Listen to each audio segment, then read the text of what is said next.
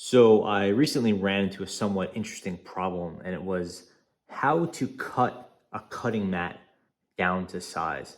Cutting mats are quite hard to cut by design, but I had one that was too large, and I had a new desk coming. So my original Alvin cutting mat, which was 48 by 24, I needed to get to about half the size. It ended up becoming a bit of a project cutting it down in a way that was accurate, which is not super hard, was it has sizing hashes on it or a sort of a ruler on it, but then also had to cut it in a fairly nice manner so it looked presentable.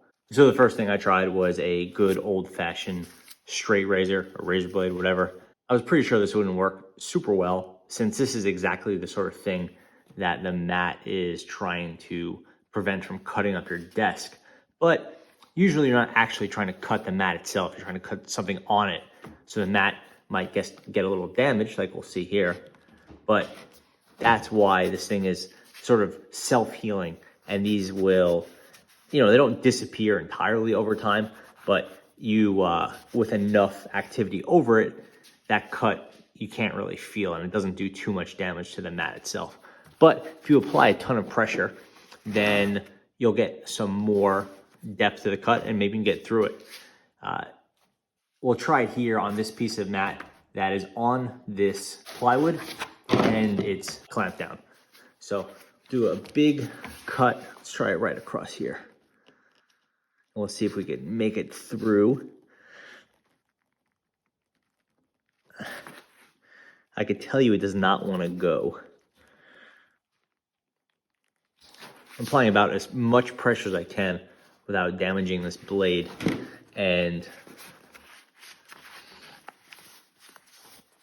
tested this extensively. I didn't even get through. So while the razor blade seems like it might be a good idea, it's quite logical that it doesn't get through. That's kind of how the mat is designed. So no matter how hard you press, it's just not going to happen. Plus, the harder you press on something like this, the less and less safe it's getting. So I pretty quickly figured I had to move over to a different solution. Next up, I have some pretty tough scissors. These are the Fiskars with the titanium coating, which doesn't really make too much of a difference, but it keeps them nice and sharp. And I tried to start cutting the mat along one of the lines, the line I had measured. And we'll go over here and we could watch this in action. This you could get through, but obviously as you move further away from the hinge piece here, it's getting harder and harder to cut. So I'm getting through. You gotta use both hands. You gotta be careful, this plastic is not as tough as it looks. I've broken these loops before if you squeeze too hard. And it is cutting, but the problem with this is as you get close, as you get in more, it gets harder to cut, and the piece of the cutting mat tends to start getting in the way. So right now it's getting harder to cut, but also harder to maintain a straight line since these different pieces are starting to move the scissors around. Also, with each cut, you're getting about a 1/4 inch. These are 1/2 inch hashes. So, and this is doable, so I'm so close to the edge. As you move in more, and this extra piece is wider and wider, it gets harder and harder. What you can do is sort of cut the interim pieces like this. And now it gets a little bit easier, but restarting that line is definitely tough. We can see the cut quality here is pretty good. You can see the thickness of this line. It doesn't really vary so much.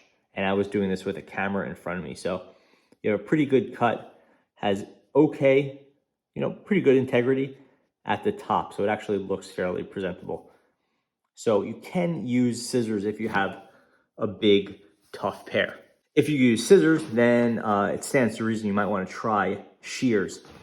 This is also the Fiskars, so this will be kind of an apples to apples test of using household scissors versus like a gardening or pruning style shear.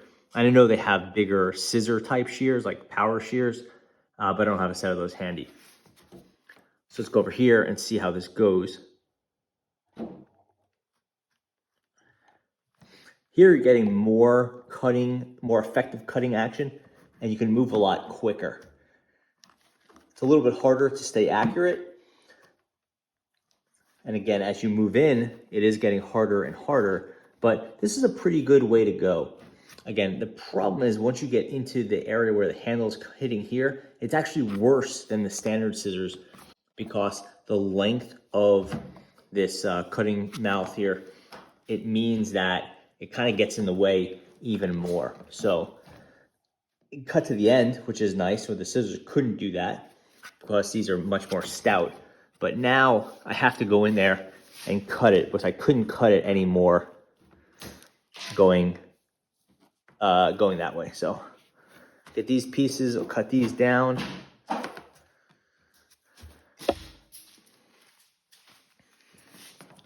And now I could resume.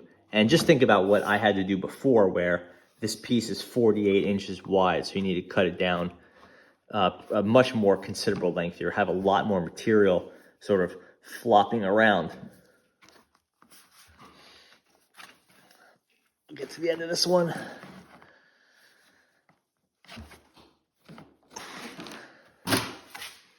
So we could see here that this was easier to cut and it was much faster, but you lose some of the integrity of the cut. Basically, some of the end is basically, it's sort of crushed and sheared off before it's cut. And this sort of thing you can clean up actually with some sandpaper, or if you're very careful, you could clean it up with a straight razor or something like that. It's not that easy, and you're better off making the cut the best way possible the first time, but this does work. And when I was doing my cutting, this a set of shears ended up being, I would say, my primary tool. As I looked at this, I sort of realized that a pair of paper shears would have been the best. One of those giant paper shears you used to find in a classroom or office that would go like this and sort of shear down. That's like a big, sharp arm, but I don't have one of those. If you have something like that, they're generally not safe to mess with, which they're so big and so strong. But anyway, any sort of big paper shear I think would be worth trying. The last thing I experimented with that actually worked fairly well was just a good old-fashioned wood saw. This is like a medium tooth saw, not too fine, not too coarse, not like a rip saw. And this is just a cheapo Craftsman, like a $6, $10 saw, whatever. And this actually works fairly well.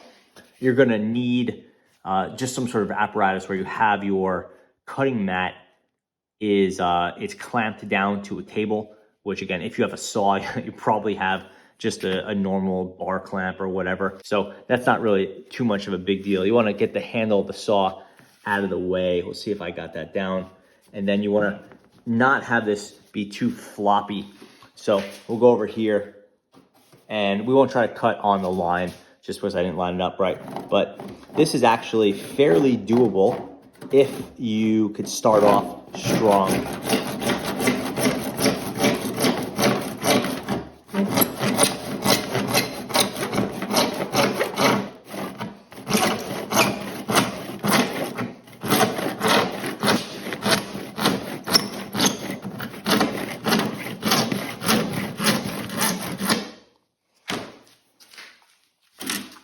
It's a nice cut. It's not even hurting my hand right now.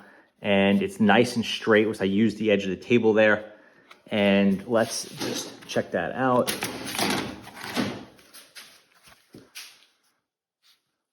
So I'm really happy with that cut. And you can see it's really nice and straight, even though I wasn't barely even paying attention when I was doing it. And I did it with the camera in front of me while talking. So cut right through, have a nice edge here.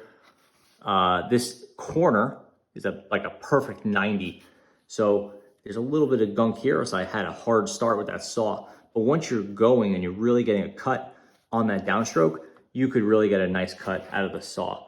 So yeah, if you need to cut a cutting mat, you could try to be clever. and you could try to work too hard or do something unsafe with a razor or something, but really just go ahead and get a saw. And I feel like you're gonna get a really nice cut out of this, and you can have it perfectly sized to your desk, which is, it'll look really nice. So that pretty much covers it. Thanks for watching.